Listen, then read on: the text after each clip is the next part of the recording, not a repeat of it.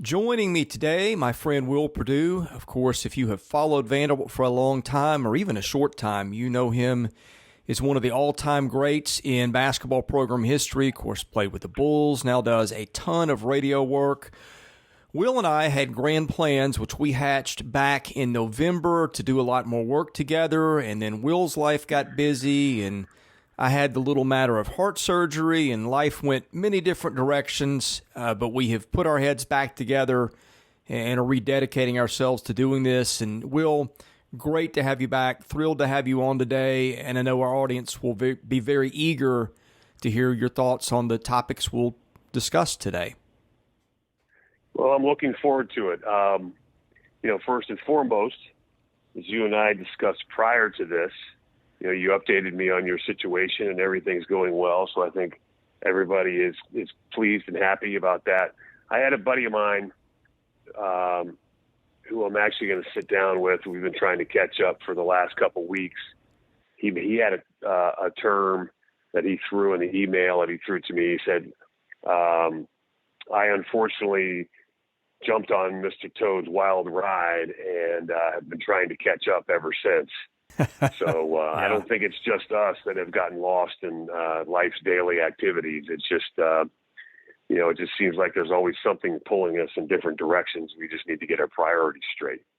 That's right. Well, I look forward to doing many of these with you this fall.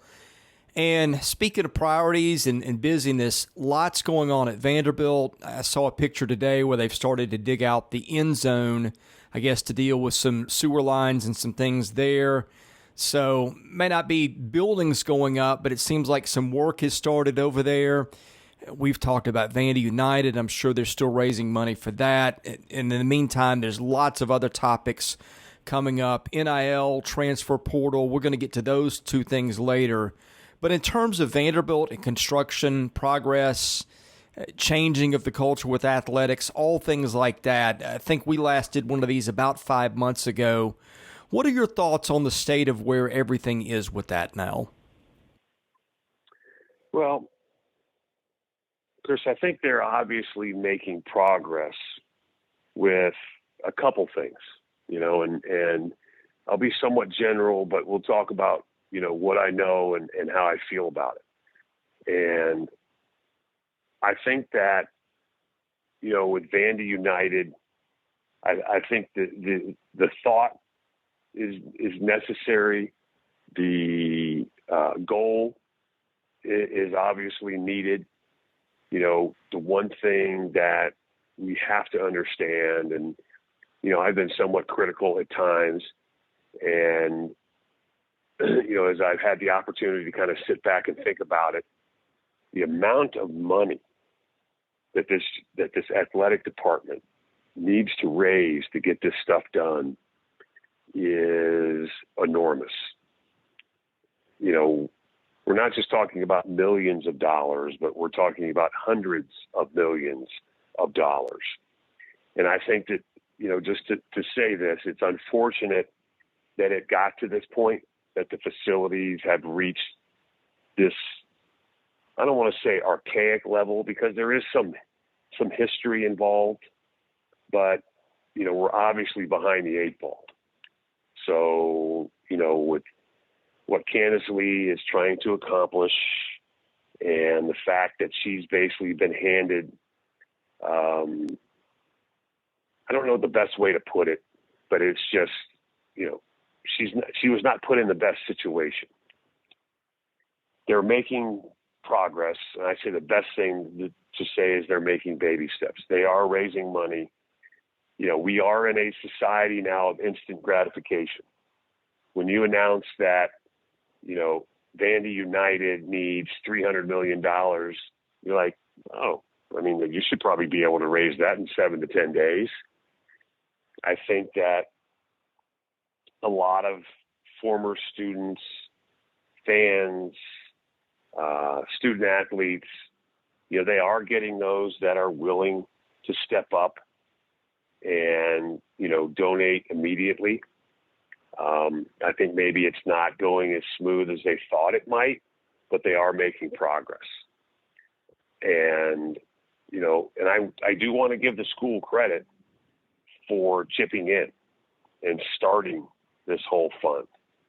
And I think their allotment or their piece of the pie was $100 million. And I think that, we need to give, Chancellor Diermeyer some credit for doing that. I personally think that the school could afford to give a lot more, but, again, let's not step up to the plate and try to hit a home run. Let's try to get some singles and doubles out of this thing first and foremost, before we get a little carried away. I know that we had to set back with the power plant issue, but at the same time now it seems like that, they've regrouped, they've got their footing, and they're starting to make progress again, little by little. And as you talked about, we now have shovels in the ground, and we're actually seeing some things change physically. And I think that's a good sign. Again, and I think that's a little unfair because I've done it and I'm guilty of it.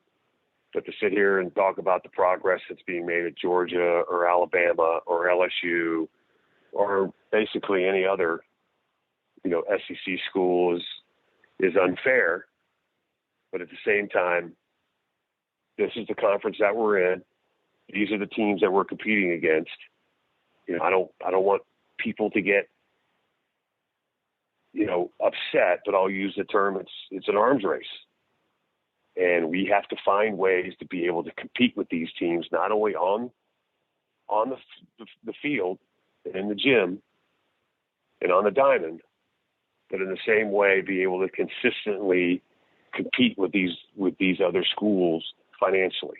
And that's going to be difficult. But that's one of the tasks that's being assigned to Candace Lee and Tommy McClellan and the rest of the people, within, the walls of Magoogan. They have to figure that out. And it's an uphill battle. And it's one that, some like myself and others feel like needs to be, a little faster. Maybe, instead of a little 4-cylinder engine, it's a 6-cylinder or an 8-cylinder. But we are making progress. So I do want to give them credit for that. But I think that just like me and everybody else, people are impatiently watching the progress. And as they make progress, I think more and more people will then stand up and be willing to participate. By the way, there's a very heavy thunderstorm going on just outside my house where I sit. So if there's background noise or loud pops or anything like that, and hopefully we don't get this podcast knocked off the air.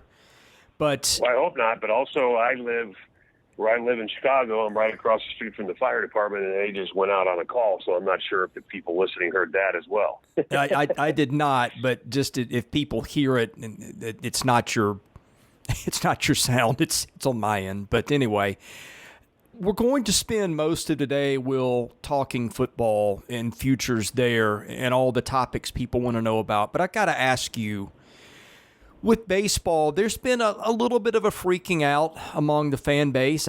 Probably not a little bit, a lot, after the team missed expectations this year. Of course, it got hit really hard through the draft. Transfers are hard to get at Vanderbilt. There's a lot of topics we can go into, but how are you feeling about the state of the program and maybe conditions in sports that have changed that didn't exist 2 or 3 years ago, and the footing Vanderbilt is on there going forward? I think it's still solid.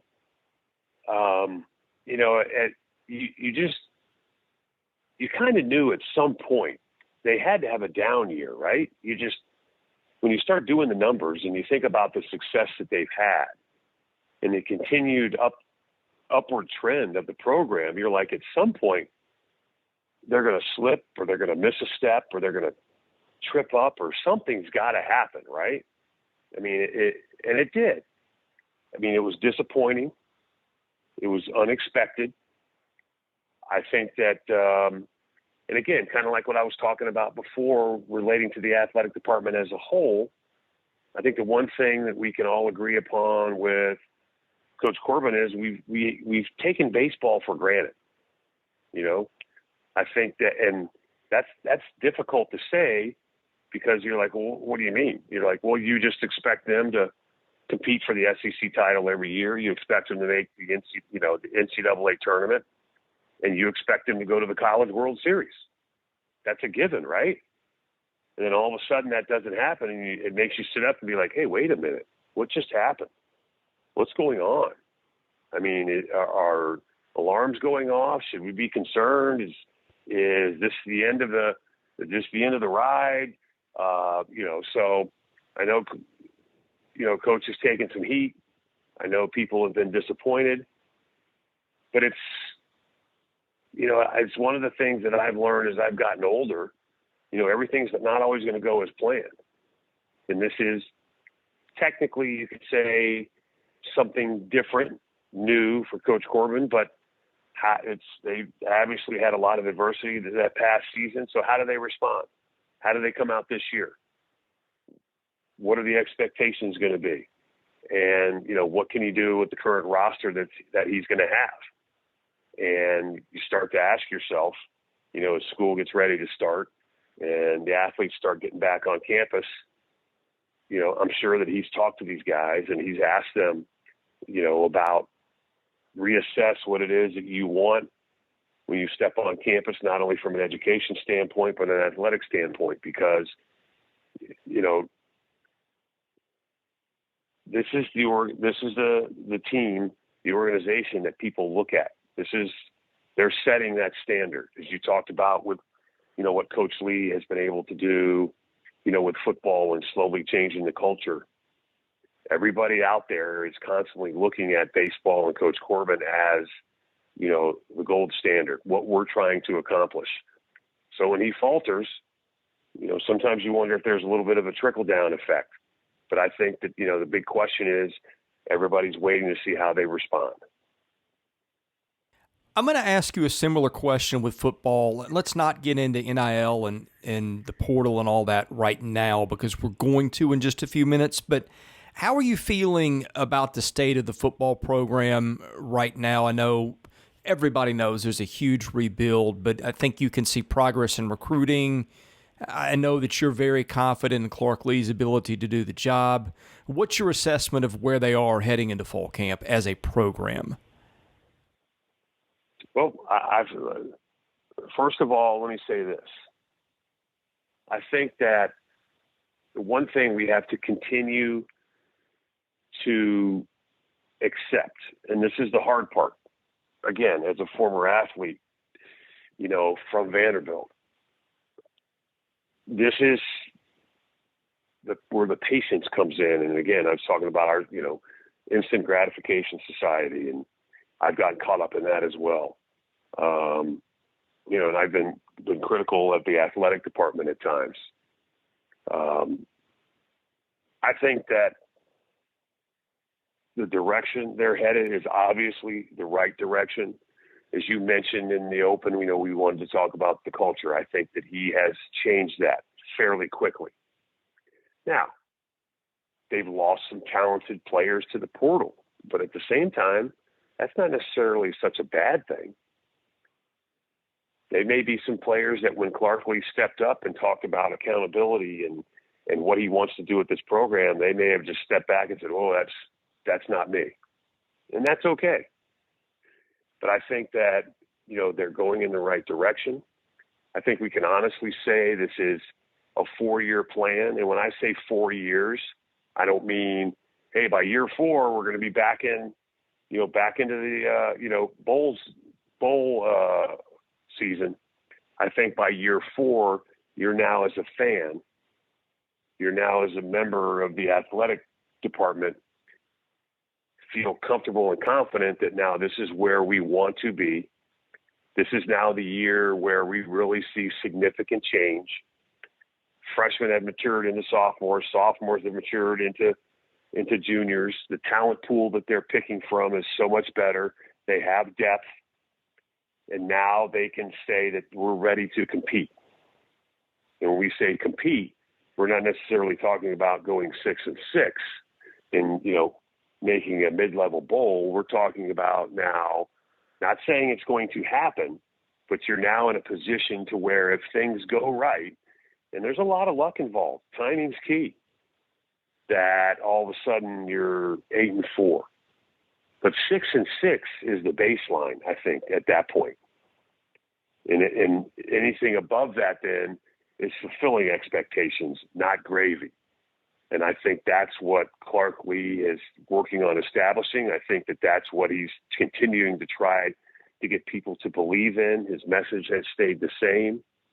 And, I think in year 2, we need to see a team that's more efficient, a team that we feel is better, a team that has more talent, a team that is stronger. And I think we can all agree, just going into camp, we do feel that because of the talent that he was able to bring in a short period of time with this freshman class. One wet blanket on the offseason was losing assistants. I know that he had some go to the NFL. He lost his defensive coordinator to Michigan. What is your thought on that, what it means for the program? Can they retain top-notch assistants going forward? Well, that's just not quite honestly, Chris, that's not just a Clark question. I mean, that's an athletic question. I think, that's a really good thing. It's a good problem to have because it just tells you right there that Clark has done an excellent job of identifying talent. Coaches that not only he, but as you just talk about the NFL, but other Power 5 schools have seen what these guys are capable of, what they can do. So can you complain when he loses a guy to Michigan? Or can you complain when he loses a guy to, another Power 5 school or the NFL? Or quite honestly, maybe somebody leaves because it's the school where they win and they've always wanted to be a coach there and want to be able to, get back into that program. I think the one thing that Clark has done an excellent job of in replacing those guys is now he has the confidence in himself, because this isn't just about him developing confidence in players. It's about him answering questions about, hey, am I built for this? We as alumni and fans think that he is, but at the same time, when you're not winning games, you can sometimes question, your direction, your motivation, your confidence. I'm not saying his confidence has been shaken at all, but I can also tell just as an athlete at the NBA level, when you lose games, sometimes it can get to you. It can shake you. It can bother you, rattle you a little bit, but you always right the ship. And I think now he has gone out and found guys that he has some type of connection with or relationship with. So then you can talk about that. They acclimate a little faster. And I think that, quite honestly, I don't think you'll see this team miss a step. Now, I know I'm being very positive, but at the same time, when I say that, it's also going to be the responsibility. And this is where I said it's not just a Clark issue. The athletic department is going to have to step up and help Clark by increasing the value. And I'm talking about money, because when it all comes down to it, money talks. But he's got to be able to increase the amount that he can pay these assistants and how much money is actually in that assistant's pool, so that if maybe somebody comes and it's a lateral move from a position standpoint, but from a financial standpoint, maybe it's a little more money, they can step up and respond. Because you also got to remember, and you can correct me if I'm wrong, but a positive about Vanderbilt is because of how big the city is.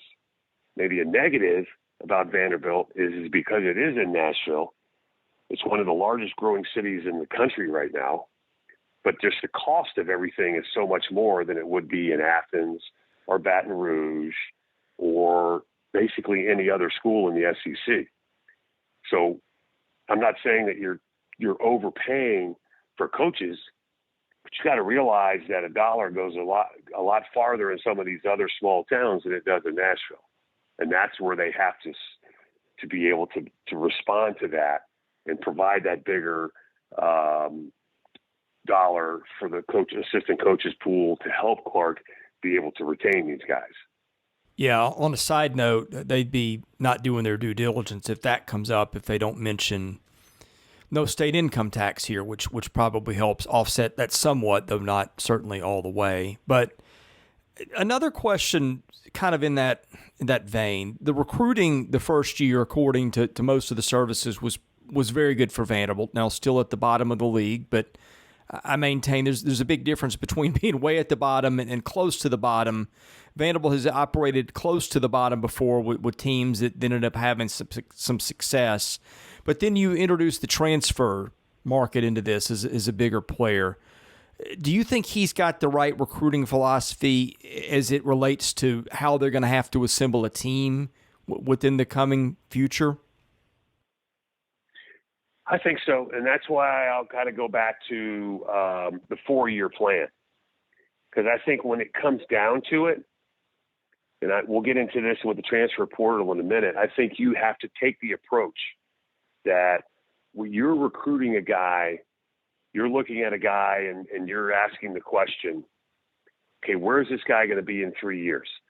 When this guy is walking on campus as a junior, where is he from an improvement standpoint? And that's where we go back to the assistance and the development aspect.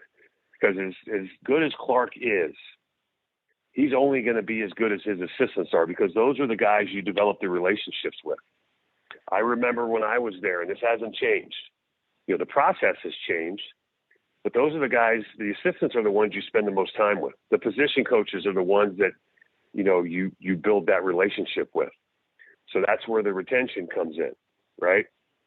With the assistants. But at the same time, because of the quality and the level of those assistants, you have to be able to develop those players. And I think Vanderbilt is a place that has to be better than Georgia, better than Alabama, better than LSU. Pick a school in the SEC where you're developing those guys, not necessarily from a freshman to sophomore year, but from a freshman to a junior year. And then all of a sudden, Vanderbilt, as we just mentioned, steps up and has that year where it goes 8-4, 9-3. And I know people are rolling their eyes and being like, man, you're dreaming. But I truly do believe that Clark feels like he can get there. And as a former athlete, and I know I'm a basketball player, you ask yourself, well, why can't they? I know it's going to always be tough because they're in the SEC. But you know what that means? You will have a year where you catch South Carolina. I mean, look at their schedule this year: Missouri, South Carolina, Kentucky, Tennessee, Florida. I mean, there's some unknown with these teams, right? And with that element of unknown becomes excitement. I'm not sitting here saying you're going to beat all these teams, but considering the talent that is going to continue to improve at Vanderbilt, maybe you catch some teams when they have a down year, and all of a sudden 8-4 is a reality, 9-3 is a reality. But you don't realize that reality till the middle of the season. And that's why, as a former athlete, and even me talking to former players, how refreshing it is to see Vanderbilt's name on the recruiting trail with a lot of these other Power 5 schools. And we're actually getting some of these guys because they realize I can get to the NFL just as quickly by going to Vanderbilt as I can to some of these other schools. Oh, and guess what? By going to Vanderbilt, I might actually play a lot sooner than if I went to Alabama or Georgia or LSU or one of these other schools, because of the fact of the need of talent. And then that's where you get recognized. And that's how all of a sudden, because that's the one thing I continue to tell people. Go look at the NFL rosters and how many former Vanderbilt players are playing in the NFL. They may not necessarily be well-known players, but they're still on rosters. They're still playing. They're still helping these teams win. And I know it's not as much as some of the other schools, but they're there. And it's proven that you can go to Vanderbilt and get to the NFL or the NBA or Major League Baseball. So I don't think that any coach is using that as an excuse, as you can't. Other coaches at other schools, when they find that they're recruiting against Vanderbilt, try to use that as an excuse. But I think that falls on deaf ears now too. Clark Lea did two things at Media Day last week that caught folks' attention for different reasons. One was the "we can be the best program in the country" statement, or however exactly that was said. The other one was basically naming the starting quarterback, that being Mike Wright, down at Media Days. What did you make of those two developments? Listen, I understand. I mean, that caught me off guard because I think that Clark has been really good about, tempering expectations from the fans and being very transparent on how much work is still needs to be done. But that's why to me, coming from Clark Lea, that statement means a lot, more so than in any other coach that's been there because of the fact he played there. And the reason why I say that is because I don't think Clark Lea would just make that statement to rile up the fans, to get traction on Twitter. I think that's something that he truly believes he can accomplish.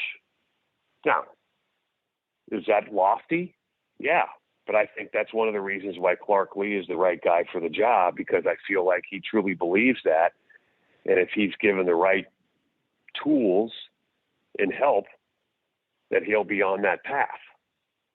Now, that could be a lifetime goal. Who knows? But, I think is it something I truly believe could be accomplished realistically?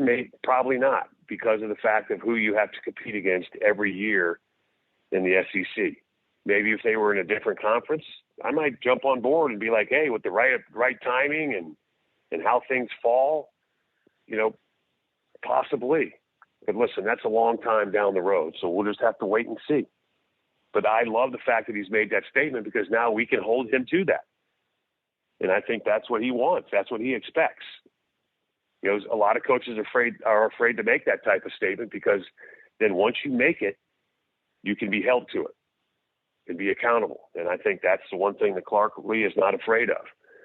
Secondly, when you talk about, the quarterback situation with Mike Wright. Now, I don't know this for a fact, but just from my experience of playing professional sports and college sports, talking to scouts, former coaches, it's kind of interesting. Being here in Chicago, one of the guys I get to talk to a lot is Dave Wannstedt, former NFL assistant, former college heads coach, former, head coach in the NFL. But just listening to him talk about, expectations, and listening to him talk about talent and, what coaches say compared to what they actually truly mean. I think that statement was made because at the present moment, as we go into camp, Clark Lea feels like that Mike Wright is best suited for what Vanderbilt's strengths are. And let me clarify that. Mike Wright may not necessarily be the best quarterback that they have on the roster at the moment, but Mike Wright at the moment would be best suited for what Vanderbilt's strengths are. And let me ask you, Chris, what is Vanderbilt's strengths? Because I feel like if the offensive line continues to develop, big if the offensive line can stay healthy, another big if, that the running game, I don't want to say it could be the best in the SEC, but could be really, really good. And then you throw Mike Wright into the equation. What's his best strength? His ability to run the football. That really, in my opinion, then would say that Mike Wright is the best quarterback for what Vanderbilt has at the moment from a strength standpoint, right? Yeah. But that doesn't necessarily mean that he is going to be the starter when they play against Hawaii. Who knows what's going to happen in camp? Maybe Kenny Steele steps up and gets back to his freshman form. I hear A.J. Swan has a cannon. Maybe he steps up. But it's just, those are guys are more your prototypical drop back pocket passers. We're not sure, if the offensive line can hold up. Again, we talked about that being a big if, but you know probably a little more than I do because you're closer. At the present moment, when you look at this Vanderbilt football team, is the running game not their strength? I think if you compare their stable of running backs to what they have at receiver and tight end, A, it's more proven. B, it's probably closer to SEC level talent than the receivers and tight ends group is. Now, I've not asked them that directly. I do know that receiver is probably in their minds the biggest area of concern on the team heading into fall camp. And so do a little deductive reasoning there, and I think what you said adds up. And that's why I think he made that statement. But at the same time, I think he's also sending a message to A.J. Swan and to Kenny Seals, step up. Put me in an uncomfortable position to where I have to make a decision. And that's what every coach wants. He wants to be in that position to where he's got to make a really tough choice, not an obvious choice, a tough choice. We got a lot of ground still to cover with those other topics that I have hinted at. So with that, I'm ready for the mailbag if you are. Yes, sir.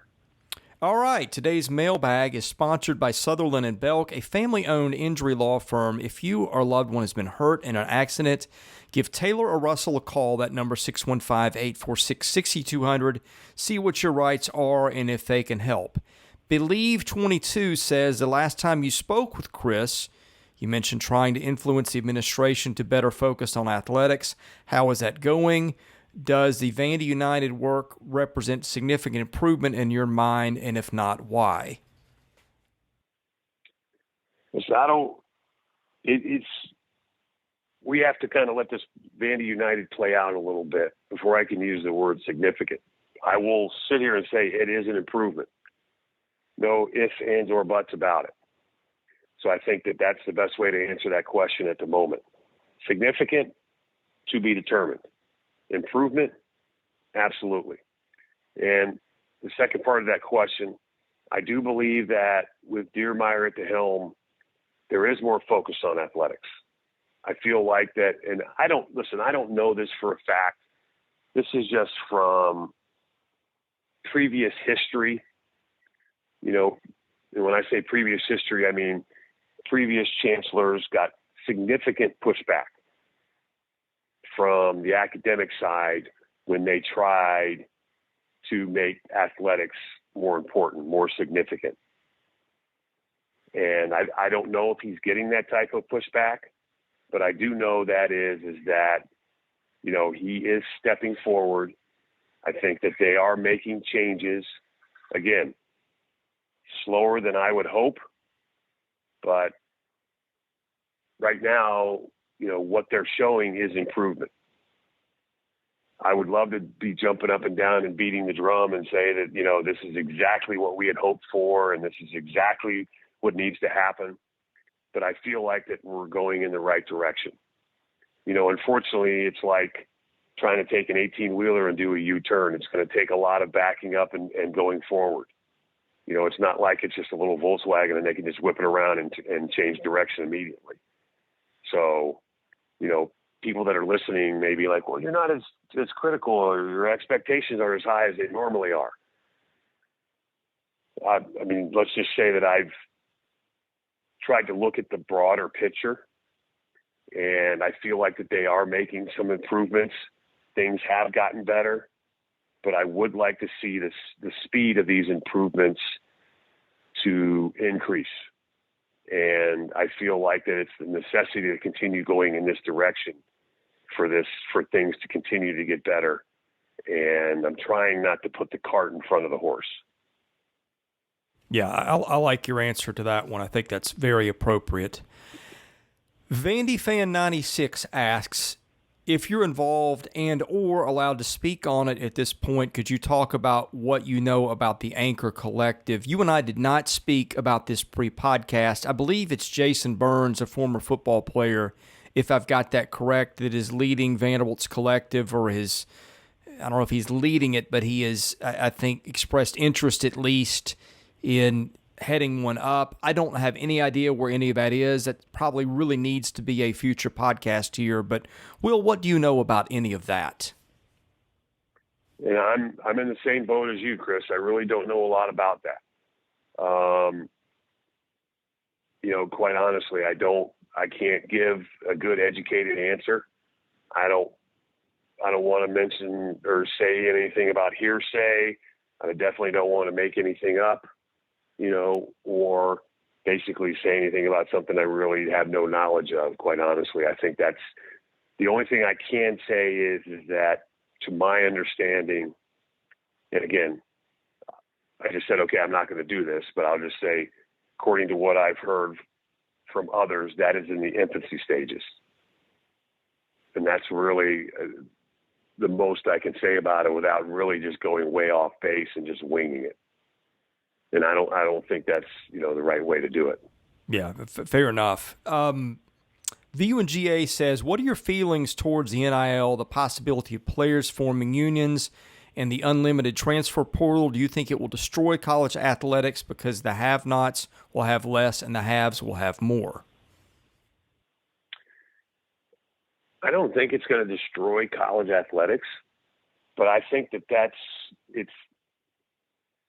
I think what people are missing out on, and I'm glad you asked that question, because I saw something, and you're going to have to, maybe you can edit this for a second, but there was something over the weekend that happened. I live part-time in Louisville, and there was a thing with Penn State, I think, leading the way to unionize. I think the quarterback at Penn State was talking about building a union. I don't know if that's what you're referring to, if you're referring to something else. No, this is something, and I just looked it up. So Haley Van Lith, she's a basketball player on the women's team at the University of Louisville. Okay, and I think most of the people look at this whole thing as how much money are the players going to make. Okay, but there's also some creativity aspect to this, and I want to make sure that I give Haley credit, but also give the University of Louisville credit, but also give, I think it was J.C. Penney credit, because what this allowed her to do was what you see a lot of NFL players do or NBA players do. I think they took a lot of underprivileged kids and did a little shopping spree at J.C. Penney that she spearheaded. And it was because of this she was allowed to do that. Because I think what people are forgetting, and this is what I'm dealing with firsthand, quite honestly. I think the image and likeness thing has become more of a parental issue than it has been a player issue. Now, these current athletes, they want to make money. They want to get rewarded for what they're doing. They want to put money in their pockets. But the interesting thing that I'm seeing, because I spent a little bit of time this summer at AAU games, male and female, going to tournaments, okay, just by chance. And when I start talking to parents, that seems to be a bigger issue with them than it is with the actual student. Because the parents are the ones that are talking about how much money their daughter needs to make or how much money their son needs to make before they'll consider their daughter or son going to a specific school. So, that's kind of where the recruiting aspect is coming in. That seems to be a dominant question from parents more so than from students, from players. And again, let me clarify, that doesn't mean that the kids don't want to make money. That's important because, I remember when I was coming out of college, when we would go to these camps, be like, hey, who's recruiting you? Okay, what are they offering you that's, below board? Are they offering you a car? Are they offering you money? What are they offering you? Now that it's technically legal, it's still the same question. Hey, you and I are both being, recruited by School A, School B, and School C. Well, School A has promised me that I can get this much, and School B has promised this much. What have they promised you? It becomes an ego thing. So I think it can create some issues. So it's not just as simple as, hey, let's help the players get money. I think there's still some more guidelines that need to be set before this thing really turns into the wild, wild west. And unfortunately, I think we're already almost there. And it's almost like, can we put the genie back in the bottle? And unfortunately, the answer is no. Okay, I got to do a sidebar here. When you played and were being recruited, what kind of stuff did people get under the table? I know some guys that got money. I know, And let me guess, the school that paid them never got caught. You're exactly correct. Right.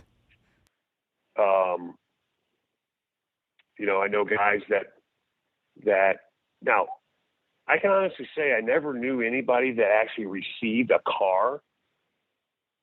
I know guys were given the opportunity to have cars that weren't theirs, that their family couldn't afford while they were on campus, but they weren't necessarily allowed to drive the cars home, but they were given the opportunity to have transportation while they were on campus. So however you want to look at it, that's one thing or another.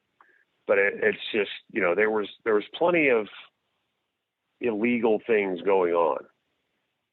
And I can remember specifically me, I literally, I kid you not, Chris, I thought like, God, I must not be that good, because I'm really not getting many offers about, hey, if you come here, we'll help your parents out with this, or we'll do that. I was like, where are all my offers? But then again, when you think about the schools I was looking to go to, they were, to my knowledge, pretty above board, with Gene Cady at Purdue and C.M. Newton at Vanderbilt and Bobby Crimmins at Georgia Tech and Terry Holland at Virginia. Now, that doesn't mean that wasn't happening, but, I was never offered any of that stuff. I was offered a few things, but none of it, was enough to sway my interest in one school over another. Were those the schools that you came down to along with Vanderbilt before you made your decision? Yes. And those were seriously, I was also recruited by other Big Ten schools, other ACC schools, other SEC schools, but I never really seriously considered those other schools. And a lot of it had to do with my parents and they put a lot of importance on education. And like I said, I think we've talked about in the past, I really didn't think about or consider playing in the NBA till after, my junior year and how things went then. That's kind of when I first started thinking about, hey, maybe I could play in the NBA. Unlike kids now who, when they step on campus as a freshman, they're just like, yeah, this is just a brief stop on my way to the NBA or a brief stop on my way to the NFL. Just the mentality was different back then. I want to return to your career because there was a question about that. But before we go there, getting back on track with where we were going, VU Peary says, after looking at the renderings, what are your thoughts on the facilities for football and basketball? Well, I tell you what, I'm impressed with what I've seen with the football facilities. The question is that how long will it actually take us to get there? I know that they've given us somewhat of a time frame, but the one thing I will say, they've been somewhat, I don't know what the word is, they feel that they're going to be very successful from a football team's standpoint because of, they're raising ticket prices and, the expansion and, this, that, and the other.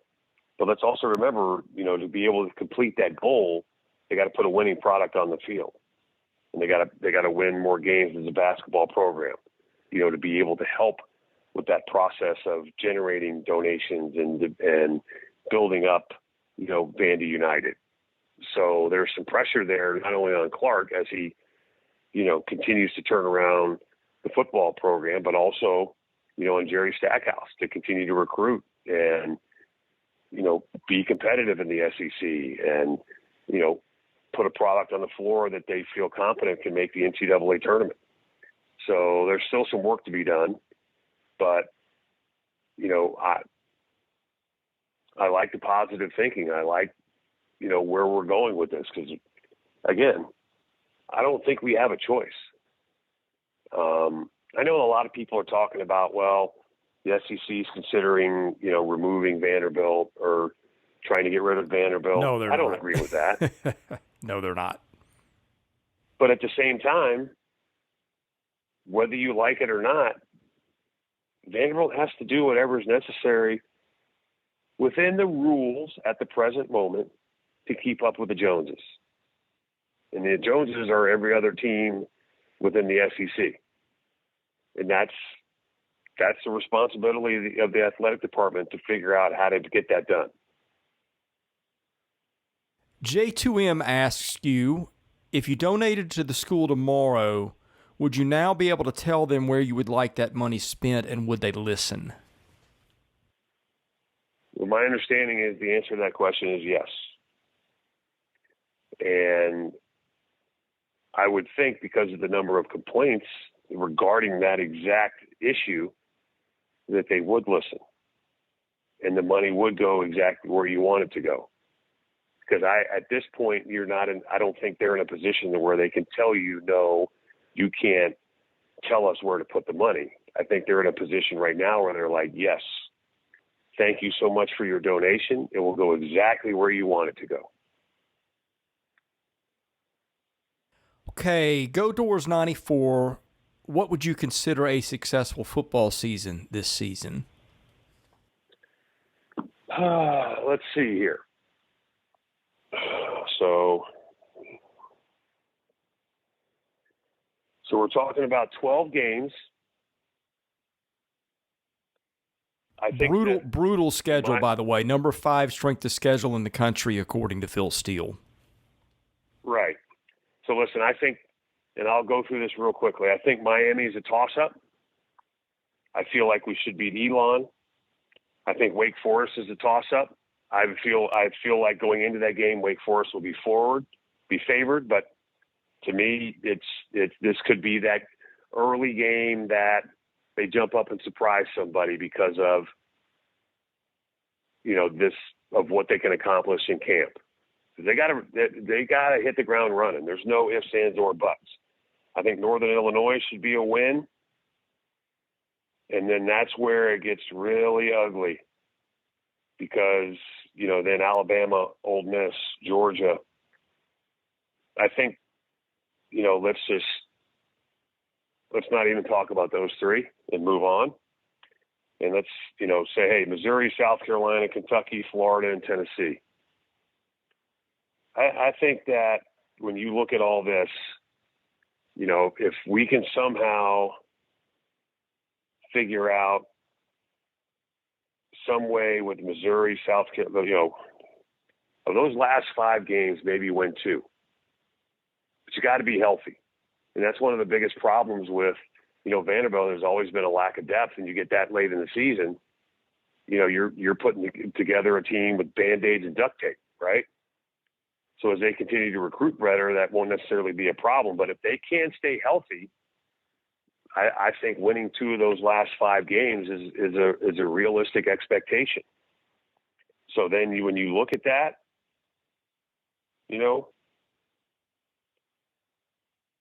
I think 4 wins, it should be the expectation, and possibly 5. I know some people think I'm crazy, but, let me ask you this question. Chris, considering what you saw last year, do you feel like the team actually got better as the year went on, even though they didn't necessarily, win games? Yeah, I feel like it did. I still feel like there's a pretty good gulf between that and where they need to be. I just feel like when I look at the league, Will, I think it's Alabama, Georgia, then I think it's 10 teams in there. Texas A&M would be at the top. South Carolina would probably be at the bottom, but there's a good bit of parity in the middle of the league. And then I see Missouri is 13 and Vandy is 14. Of course, those 2 teams played a year ago, and it was, a 7-10 point game. But I still feel like they are a year or 2 away from being really competitive. Now, they may be able to be competitive late in the year in some of those games, but I just feel like goodness, as I've watched the league, they did get better, but I still think that the talent gap on this roster, although they're closing it, it's closing with freshmen and sophomores, and I just don't think that's ever been a recipe for them to win in this league.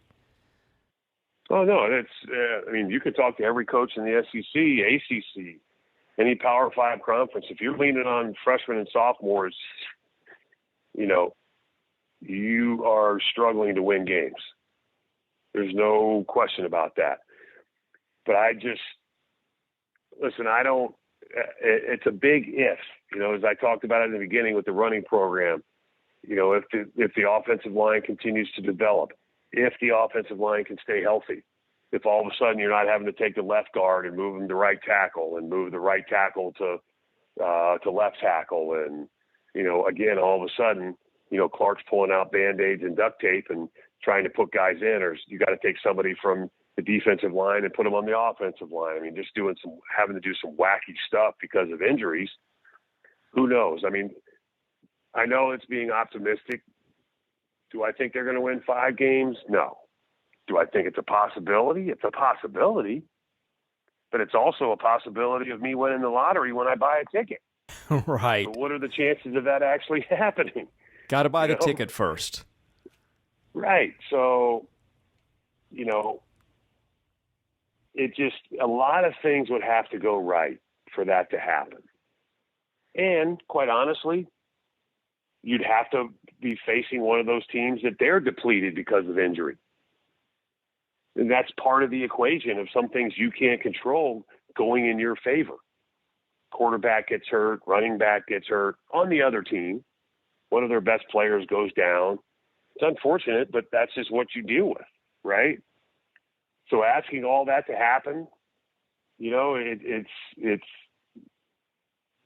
kind of like wishing on a shooting star. But at the same time, I think that's where you talk about Clark Lea making the statements that he makes. He wants you to have those. He wants you to have those expectations. He wants you to have those dreams. And I think that's what he's asking of his players, is to believe. And sometimes we see it all the time in horse racing and in athletics. You'd be amazed what you can do if you actually believe. But I still think, as you just pointed out, there is a pretty big discrepancy between the level of talent at Vanderbilt and other schools. But they're going in the right direction. If you were asking me to go to Vegas and put money down, I'd say that, I would put money down on the over-under at 3.5. And I would probably go under. But I feel like there are certain aspects of the schedule that are in Vanderbilt's favor with Elon and Northern Illinois, right? Let's just take those 2 right there and somehow win 2 of the next 10. And who knows what happens in Hawaii? I don't, like I said, it's the element of the unknown is what makes it exciting. I can honestly say I watched every single game last year that was on TV. And I'm not talking about the ones that were on ESPN Plus, because I couldn't get those, but I'm talking about the ones that were on either ESPN or the SEC Network. I've used myself and watched from start to finish because I wanted to see what the product was like. And I wanted to see what these guys were doing in the fourth quarter when they were getting their ass handed to them. And the one thing I think we can all say is they were still trying, even though they were, fighting uphill. Let's see. H.D. Young has got a question about basketball. In what area would you say Jerry Stackhouse and his staff are doing the best, and in what area do you think they need to improve the most? Well, I think that, that's kind of a two-folded question. I think they still need to do a better job with recruiting. And I still think that they need to do a better job with, and this is where, I think a coach has to just accept the fact that I got to go this route, is picking up some talent in the transfer portal. And I think they need to do a better job of, developing the players they have.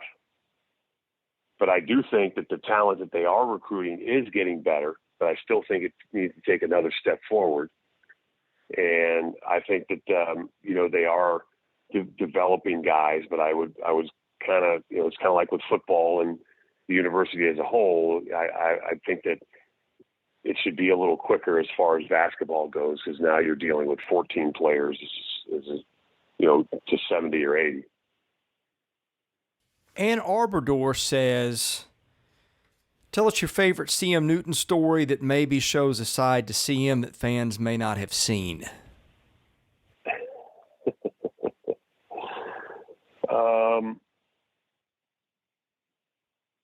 I can't remember. We talk about this with Barry Goheen and Booker, Steve Reese.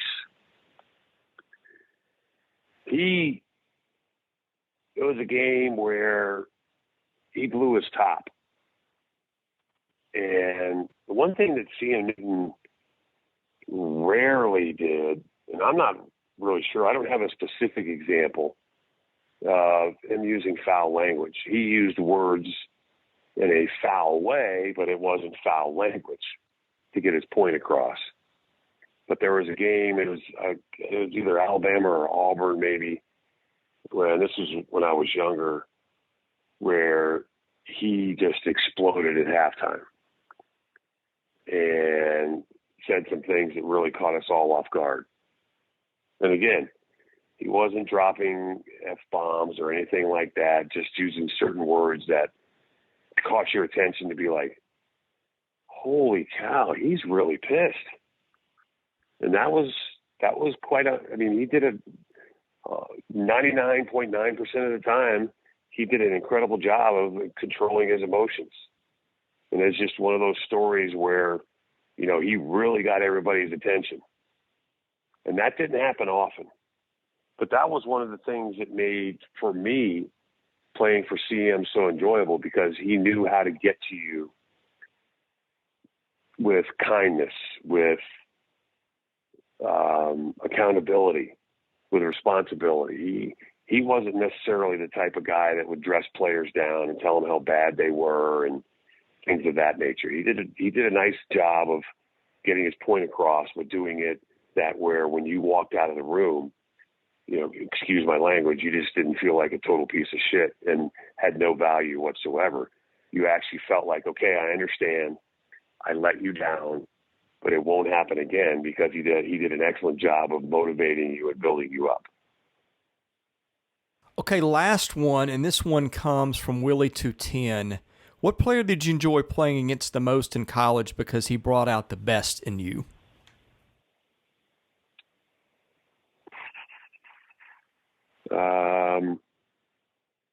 That's really a good question, because I didn't really. You played against Dwayne Shinsis, really right? Yeah. I had an incident against Shinsis, but it wasn't like I always every year when the schedule came out looked forward to playing him. But, I guess that's probably a pretty good example. I always enjoyed playing against other centers. Shinsis from Florida, Roth, from Tennessee. I think it was David Moore, maybe, from Auburn. I'm not sure if that's the right last name. Was Kessler at Georgia when you were there? Yeah, I played against Kessler. Yeah.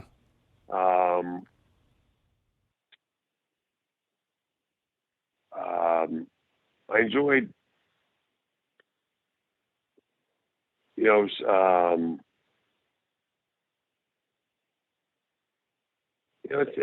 interesting, because I didn't necessarily look at individual matchups. I looked at teams.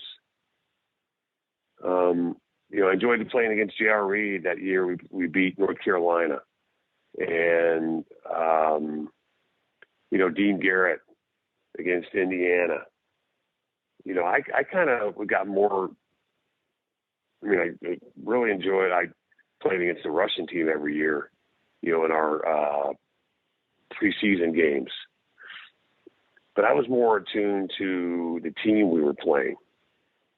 Tyron Nix with Tennessee was a guy I kind of always looked forward to playing to, because of, just how athletic he was. but there really wasn't a specific player. I like beating teams more so than I did, specific players, because I didn't, I wasn't the type of guy that, hated on guys because, of who they were or where they went to school. I was more about, hey, we always wanted to beat Tennessee, but, just like any other team in the SEC. Will, we are out of questions. Was there anything that you wanted to tackle today that we didn't hit in the course of the podcast? No, I think we did a pretty good job of, covering all the bases. The only thing that I would say is this.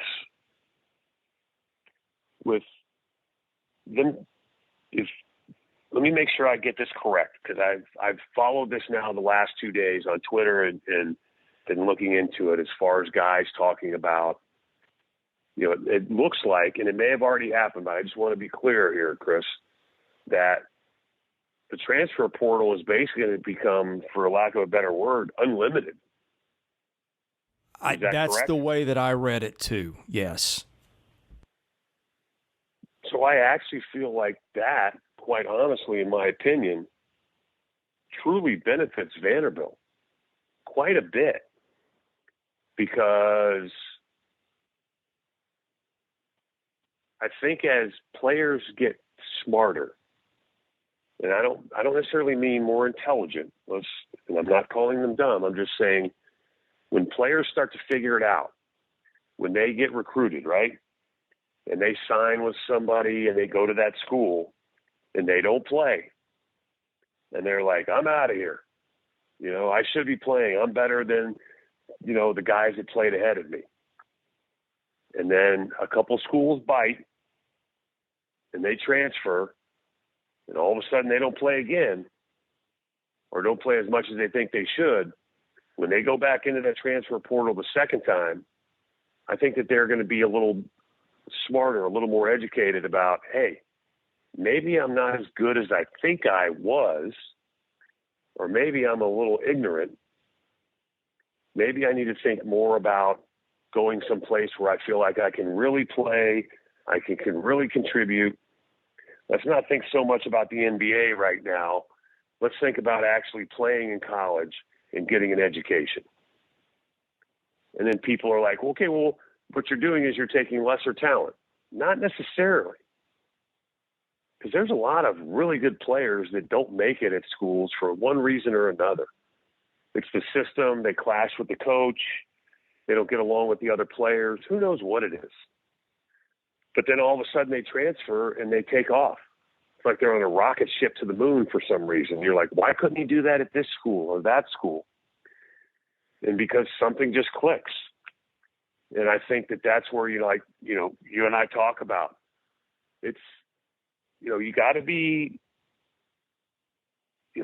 selective as far as Stackhouse goes, as far as Clark Lea goes, as far as, these other coaches go, about, picking and choosing, who you take in the transfer portal. But I also feel like that, as players, for a lack of a better, instead of saying fail, don't live up to their own expectations at one school or another. Maybe they realize that, Vanderbilt's more suited for what I need. And then that's where we've talked about from, a coaching standpoint, development comes from. This guy still has potential. This guy still has talent, but he hasn't been able to succeed at these other schools. I, as a coach, can identify talent, feel like that this individual has talent, can succeed in the academic requirements that Vanderbilt has, and still be a very important contributor at our university.